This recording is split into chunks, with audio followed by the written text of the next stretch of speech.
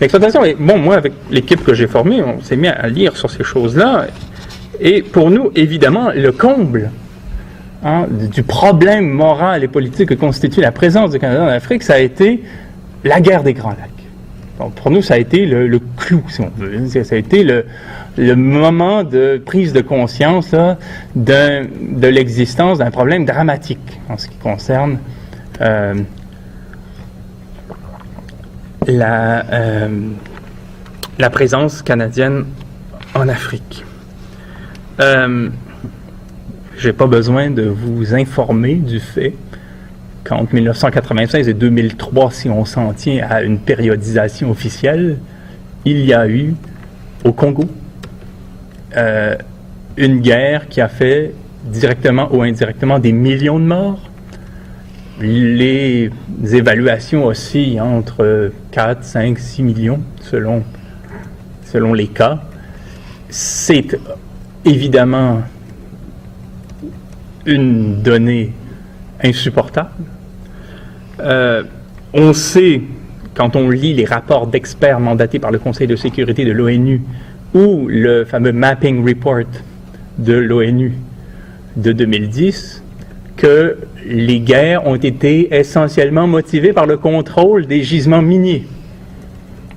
Au fond, on a bien voulu nous dire parfois qu'il s'agissait de guerres ethniques, de guerres tribales, entre des sauvages qui s'entretuent au fond d'un tunnel et qui ne restait plus qu'à circuler. C'est évidemment une diversion qui n'est pas sans reposer sur une certaine approche raciste des enjeux africains.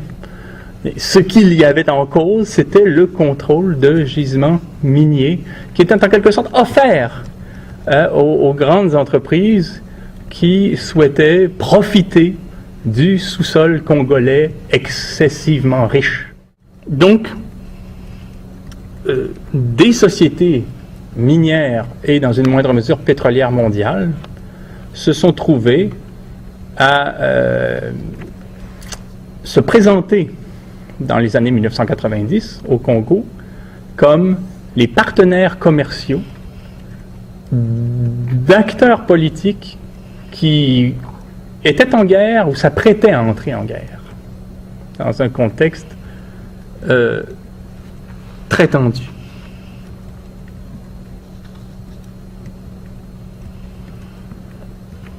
Comment peut-on résumer la situation? En 1990, le pouvoir de Joseph Mobutu est fragilisé.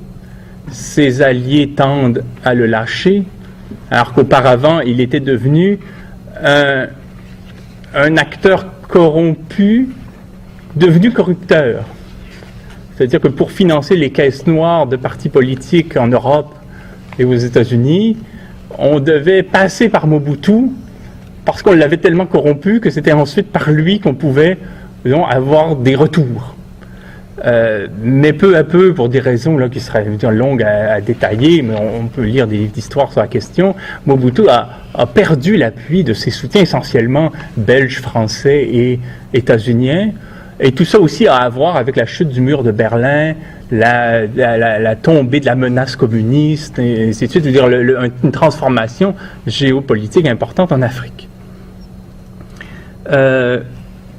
C'est aussi le moment où la Banque mondiale et le Fonds monétaire international font pression sur Mobutu, dont le régime est kleptocratique. C'est pas à vous que je vais l'expliquer de A à Z.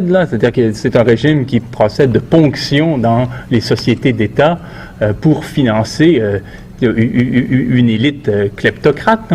Donc, le pays est à volo. Je veux dire, les régions ne sont même plus liées entre elles par un système routier digne de ce nom. Les entreprises d'État dans le secteur minier sont à l'abandon, ainsi de suite. Et donc, le Fonds monétaire international et la Banque mondiale, voilà l'occasion d'exiger de l'ex-Zaïre d'ouvrir son marché minier au domaine privé international, de donner accès aux entreprises privées à aux richesses congolaises. Et comme vous savez, il y a tout au Congo. C'est le seul pays au monde où tous les éléments du tableau périodique se trouvent dans un seul pays. Alors, il y a des diamants, il y a de l'or, du cuivre, du cobalt, du coltan, de l'uranium, du pétrole, tout y est. Alors, tout était en quelque sorte subitement à prendre. Le FMI, le Banque mondiale et les alliés de Mobutu, en quelque sorte lâchant le kleptocrate, en quelque sorte en promettant aux sociétés intéressées par le sous-sol congolais un accès possible à ces ressources-là dans un contexte politique extrêmement fragile où les institutions sont corrompues, où il n'y a pas vraiment d'état de droit qui vaille, où les règles du jeu ne sont vraiment pas claires, ainsi de suite.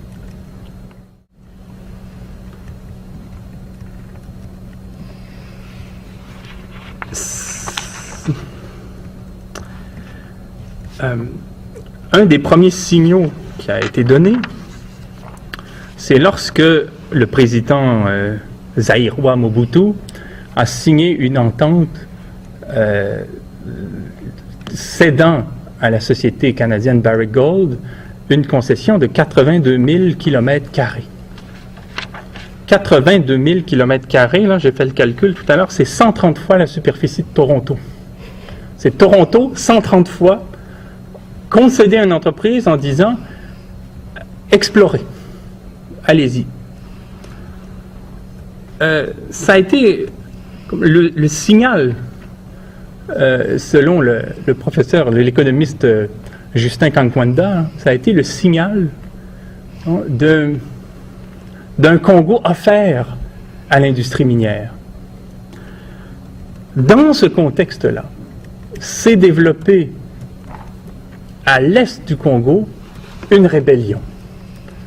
Laurent Désiré Kabila, étant soutenu par des mouvements rwandais et ougandais, est parti à l'assaut de Kinshasa, mais pas directement, pas dans une optique politique, mais en zigzagant, en quelque sorte en prenant le contrôle de régions minières, et au fur et à mesure de son avancée, il signait des accords de concession minière avec des sociétés étrangères, finançant ainsi sa guerre. C'est-à-dire qu'avant même d'être président du pays, en quelque sorte, il invitait des investisseurs à signer avec lui des contrats leur permettant d'accéder à des concessions, d'obtenir des concessions, d'accéder à des gisements, de façon à pouvoir financer sa guerre. Évidemment, il s'agissait de gisements prodigieux. Et donc, les entreprises se sont trouvées, comme partenaires commerciaux, à signer des ententes avec des entreprises qui voyaient une possibilité de développement à long terme, alors que le belligérant, lui, gérait sa guerre, disons, à la petite semaine. Le but, c'était le plus rapidement possible d'avoir du financement et des armes pour renverser le régime de Mobutu. Quand Laurent Désiré Kabila, en 1997, en avril, si ma mémoire est fidèle, a pris le pouvoir, il avait signé des contrats, il avait fait des promesses, il a contresigné des contrats faits par... avalisé par Joseph Mobutu, et il s'est pris un peu au sérieux. Il a en quelque sorte oublié qu'il devait à ces soutiens-là sa présence à la présidence de la nouvellement baptisée République démocratique du Congo. Abusivement baptisée-t-elle d'ailleurs. Il a créé évidemment certaines frustrations auprès de ses alliés qui ne trouvaient pas tout à fait leur compte dans les nouvelles mesures, les nouvelles politiques. Kabila cherchant à jouer le même jeu une fois au pouvoir, c'est-à-dire vendre des concessions pour assurer la stabilité de son régime. Et donc, entre 1998 et 2003, la guerre a repris, notamment entre d'anciens alliés de Kabila, qui ne trouvaient pas satisfaction dans ses politiques, dans ses modes de gestion. Et là, on s'est retrouvé effectivement en présence de scènes horribles, de destruction de villages dans l'est du Congo, des morts en série, la guerre, dans ce qu'elle a de plus sanglant, et je pense que j'aurais pas l'outrecuidance d'expliquer à vous tous qui êtes sûrement profondément émus par le fait de cette guerre, en quoi elle a été tragique. Des sociétés canadiennes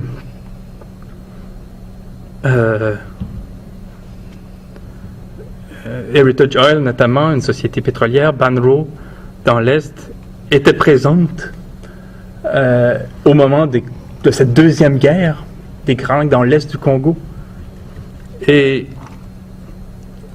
les experts mandatés par le Conseil de sécurité de l'ONU, qui ont produit des rapports nombreux sur la question du contrôle des gisements miniers dans l'Est congolais, ont écrit en 2001 et 2002 deux rapports dans lesquels se trouvaient en annexe des sociétés qui étaient nommées. Quand les Occidentaux se mettent à parler de l'Afrique, on voit apparaître des stratégies pour bâillonner le discours.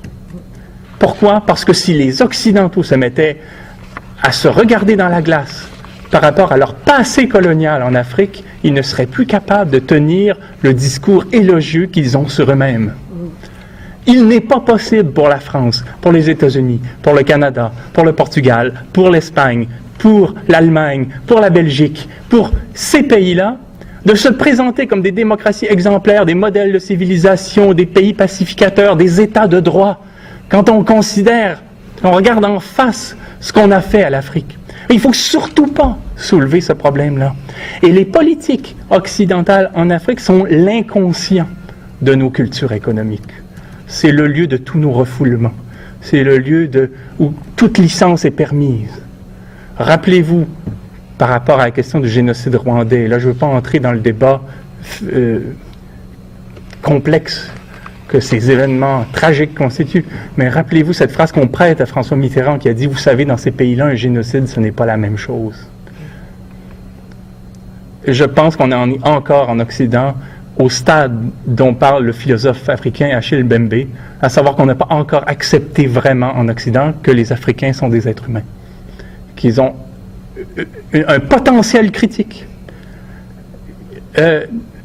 qui est légal de tout sujet politique mondial, et qu'on n'a pas à leur expliquer comment fonctionne la gouvernance, comment fonctionne la responsabilité sociale des entreprises, comment fonctionne l'économie de marché, comment fonctionne un budget. C'est pas vrai. C'est du colonialisme, c'est tout. Et on en est là. Et donc, on est dans une situation où quand on parle de la question minière par rapport à l'Afrique, quand on parle de notre rôle en Afrique, là on sent qu'on touche à quelque chose qui est de nature à transformer complètement l'image qu'on a de nous-mêmes, qu'on soit français, canadien, britannique ou belge ou autre. Déjà, moi ça me fait très rire, jaune, mais ça me fait très rire quand j'entends tellement de Canadiens, surtout dans le domaine de la coopération internationale, se targuer que le Canada n'a pas de passé colonial.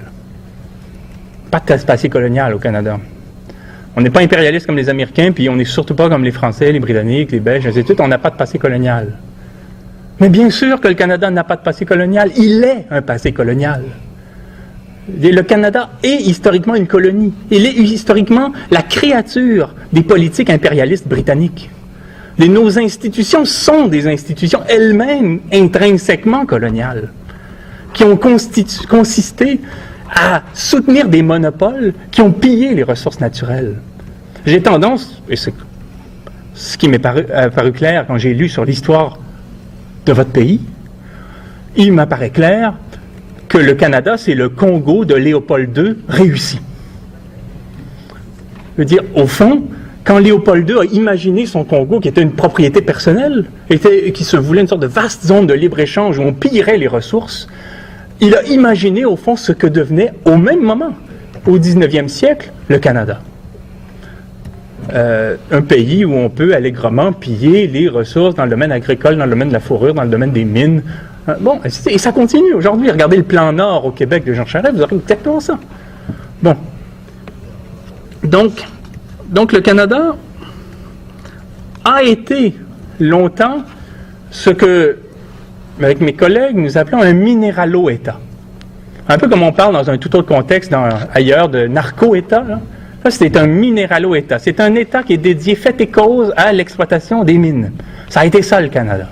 Au détriment des Amérindiens qui étaient des colonisés. La classe moyenne canadienne aujourd'hui est constituée de descendants de colons. Et les colonisateurs, c'était les grands investisseurs, la minorité riche, qui pouvaient décider des politiques et qui étaient constitués à la fois d'investisseurs et de politiciens, qui se renvoyaient la balle, tout à fait corrompus. On finançait le chemin de fer à la bourse de Toronto en spéculant sur les actions, et quand ça allait mal, les spéculateurs qui étaient aussi au pouvoir comme gouverneurs ou comme ministres, finançaient à partir des fonds publics les travaux publics qui se trouvaient à bénéficier aux actionnaires. Le Canada, si vous lisez, on est à Toronto, là, allez voir Christopher Armstrong, un penseur de l'économie canadienne. Le Canada est une fabuleuse œuvre de corruption politique. C'est le résultat de politiques tout à fait corrompues. Là.